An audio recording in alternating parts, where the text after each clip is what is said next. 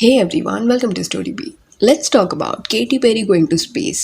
6 females ये space flight में थी। 4 सेलिब्रिटीज, 2 एक्चुअल में ऐसे पर्सन थे जिन्हें इस फील्ड का नॉलेज है। एंड ये जो हॉलीवुड सेलिब्रिटीज है ये करने के बाद खुद को एस्ट्रोनॉट समझने लग गए। पहले समझते हैं कौन कौन गया। लॉरेन जो है वो जेफ बेजोस की होने वाली वाइफ है, वही ब्लू ओरिजिन के फाउंडर है, उनको चांस मिला इसमें जाने का। देन केटी जो सिंगर है, गेल किंग जो जर्नलिस्ट है वो भी थी, देन कैरन फ्लिन वो एक सोशलाइट एंड फिल्म प्रोड्यूसर है। सिर्फ 2 लोग ऐसे थे जिन्हें इस फील्ड के बारे में पता था। एक एमेंडा जो बायो एस्ट्रोनॉटिक्स रिसर्च साइंटिस्ट है, देन आयशा बो aerospace engineer and farmer NASA scientist. Got it?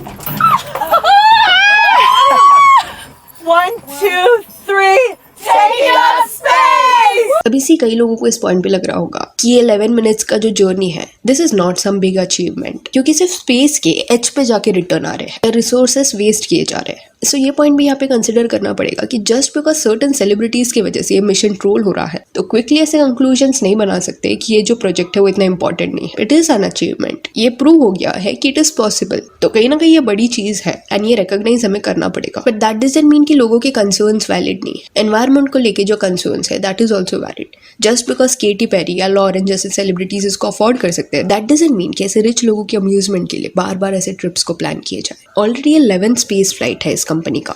तो ऑडियंस का इस पॉइंट पे टोकना कि क्यों सेलिब्रिटीज को इसमें भेजा जा रहा है, that is also crucial. Reason being, अगर सवाल नहीं उठाओगे तो कंपनी इसको नॉर्मलाइज कर देगी। कोई भी रिच पर्सन आके टिकट्स लेके 11 मिनट का ट्रिप प्लान कर लेगा इनके साथ, एंड दैट शुडंट हैपन, क्योंकि ये सब क्लाइमेट क्राइसिस की तरफ फिर लीड करेगा। मे बी मार्केटिंग या मीडिया अटेंशन के लिए ये सेलिब्रिटीज को इस स्पेस फ्लाइट के दौरान इन्वाइट किया गया रहेगा, बट 1 या 2 सेलिब्रिटीज भी इनफ रहते। इंस्टेड दे डिसाइडेड कि फुल ऑन इसे फोटो ऑप सेशन बनाया जाएगा। मेजॉरिटी मेंबर्स सेलिब्रिटीज हो, लोग कैमरा देख के एक्टिंग कर रहे थे, वियर्ड स्टेटमेंट्स दे रहे थे इंटरव्यू के दौरान कि I feel love, I feel connected, we are all one, unity. And you're like, we're all in this together. You'll never know the amount of love that you have inside of you to give and to receive until the day you launch. Blue origin जो company है जिनके through ये space flight हुआ, उनका Insta page अगर आप देखोगे तो यू विल नोटिस कि ये 6 फीमेल्स का उन्होंने फोटो डाला है एंड क्लियरली कमेंट्स में डिफरेंस देखने मिल रहा है। आयशा अमेंडा को लोग हाइप कर रहे हैं, कांग्रेचुलेट कर रहे हैं, the real one that deserves और even over qualified for this trip. And अगर ये हॉलीवुड सेलिब्रिटीज मेजॉरिटी में नहीं रहते, इंस्टेड एक्चुअली जिन लोगों को ये फील्ड में नॉलेज है, वर्क किया है सालों से उन्होंने, उनको ऑनबोर्ड किया जाता, देन ऑब्वियसली इंटरनेट पे सेम रिएक्शन नहीं रहता। तो ऑडियंस इसलिए अपसेट नहीं है कि लोग ये स्पेस फ्लाइट पे गए, लोग इसलिए ज्यादा अपसेट है क्योंकि ये हॉलीवुड सेलिब्रिटीज लैंडिंग के बाद बहुत प्रिटेंशियस वे से एक्ट करने लग गए। उनका बिहेवियर ही कंप्लीटली चेंज हो गया। ये लोग प्रीच करने लगे कि कैसे वो प्यार फील कर रहे हैं एंड हर इंसान एक है, यूनिटी, एक दूसरे से वो कनेक्ट करते हैं, केयर करते हैं। जबकि ये स्पेस फ्लाइट होने से पहले शायद उन्होंने कभी सोशल कॉज के लिए इतना एग्रेसिवली कुछ काम नहीं किया रहेगा, बट अभी सडनली इसके अराउंड ही सब बात कर रहे हैं। एंड और एक क्लिप था जिसमें देखने मिल रहा था कि स्पेस के एज पे पहुंचने के बाद ये लोग सब कैमरास में देख रहे हैं। Goes to space, stares into the camera the whole time. Then और एक कमेंट था, how out of touch, you would think these people would get it by now, but so tone def.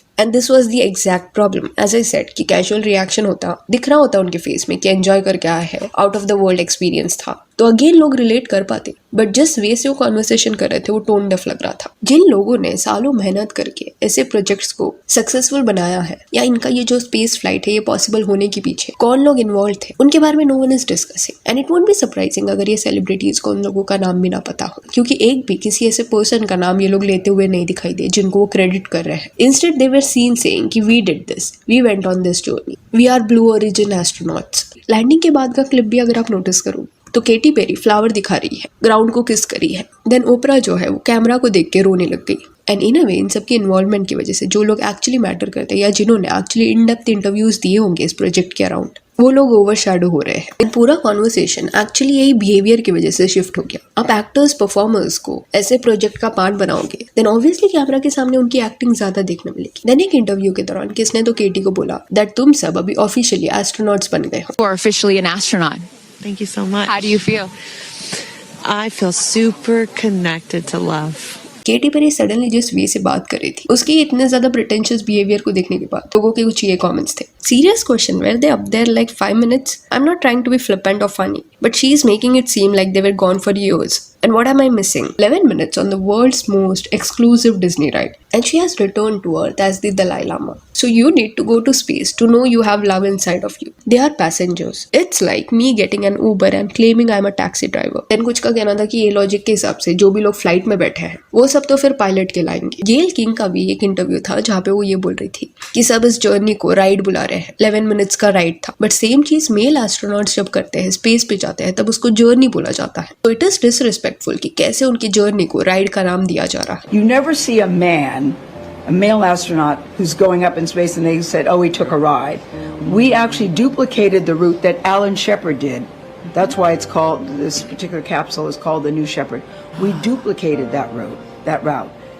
तो यहाँ पे गेल को समझना पड़ेगा कि मेल हो या फीमेल एस्ट्रोनॉट्स हो, आप खुद को उनके साथ कंपेयर नहीं कर सकते, क्योंकि सालों का ट्रेनिंग, पढ़ाई, नॉलेज उनके पास रहता है, उसके बाद वो एस्ट्रोनॉट्स बनते हैं। तो तुम्हारी ये जो जर्नी थी वो इतनी डिफिकल्ट नहीं थी। ऑल्सो तुम्हें ये चांसेस प्रोजेक्ट में इसलिए नहीं मिला बिकॉज तुम एक एस्ट्रोनॉट, बट इसलिए मिला because you are rich and powerful and connections, networking तुम्हारे अच्छे हैं। एंड चलो इनको चाहिए कि इसको राइड नहीं बुलाते हैं, जर्नी बुलाते हैं, that is also okay. But फिर आप ऐसे इंटरव्यूज में प्रिटेंड मत करो कि आप बहुत ज्यादा एक्सटेंसिवली इस प्रोजेक्ट के दौरान इन्वॉल्व थे। ऐसे स्टेटमेंट्स देना कि we took this route, we did this, we achieved it, we planned this, ये एक तो ट्रू नहीं है because you have not plan the journey, you have not selected the route. कैसे ये एग्जीक्यूट होगा, इसमें तुम्हारा इन्वॉल्वमेंट नहीं था। एंड कहीं ना कहीं ऐसे कॉन्स्टेंट वियर्ड स्टेटमेंट्स देने की वजह से इस पॉइंट पे इन्हें बैकलैश मिल रहा है। नो डाउट तुमने एक बड़ी चीज एक्सपीरियंस की है एंड ब्रेव चीज है ये कि तुमने ये स्पेस फ्लाइट के लिए हाँ बोला। लोग इसके लिए तुम्हें अपलॉड भी करते। जस्ट दैट जो पूल सिलेक्ट किया गया था, जो लोग सिलेक्ट किए गए थे, वो इग्नोरेंट साउंड कर रहे थे। They were actually not crediting the people who made this possible.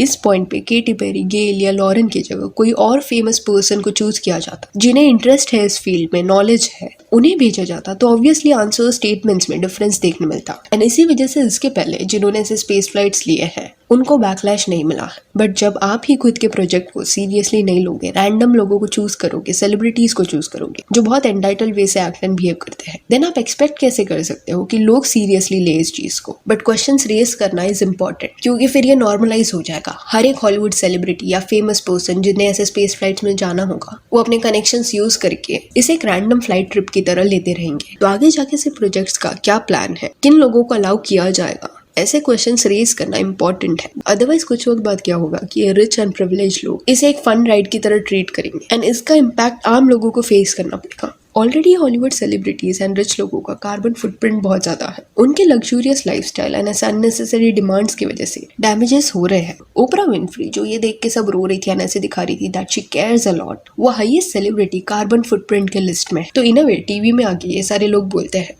कि एनवायरनमेंट की केयर करो, सस्टेनेबल ऑप्शंस चूज करो, बट एंड में सबसे ज्यादा गलत डिसीजंस यही लोग लेते हैं। हेंस इट इज इंपॉर्टेंट कि लोग सवाल उठाए। सो यहाँ that's it for this video. Do let me know कि ये जो भी इंटरव्यूज आपको देखने मिले इस पे आपका क्या कहना है। And if you want you can follow us on Instagram, जिसका लिंक आपको डिस्क्रिप्शन में मिल जाएगा। और ये वीडियो अच्छी लगी तो लाइक एंड शेयर करें और इस और अपडेट्स के लिए चैनल को प्लीज सब्सक्राइब करें। Thank you.